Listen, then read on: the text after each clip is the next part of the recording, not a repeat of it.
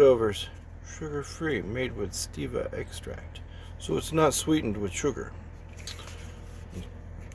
It's coconut. I'll tell you what I guys think. It's wrapped nice.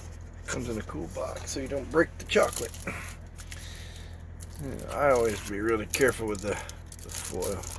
That way you can wrap it up later if you don't eat it all. I usually eat it all. But we'll see how it tastes, shall we? So, get into this. There we go. And, 2 squares. How much is a serving of these? Servings. 3 squares. So this is not even a full serving right here. This is plenty for me. So.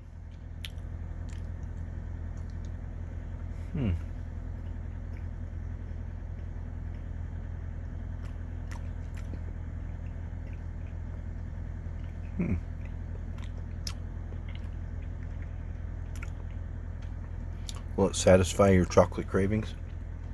Yes.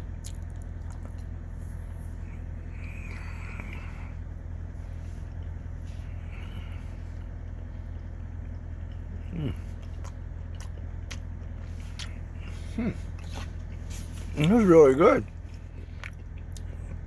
But it's not what I was expecting. Not kind of like a crunch, like there are nuts inside or something. Oh, maybe it does. See, ingredients: chocolate, candy, milk, fat, soy, salt, stevia extract, coconut. So no, it doesn't have any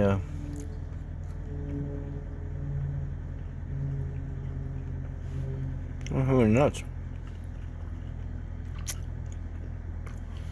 Right, so may contain peanuts, tree nuts, eggs, and wheat. Trace amounts, of course. But I like it. So, Stouffer's, sugar-free, made with the stevia extract. I give this pretty damn good. I give it a 9.5 out of 10.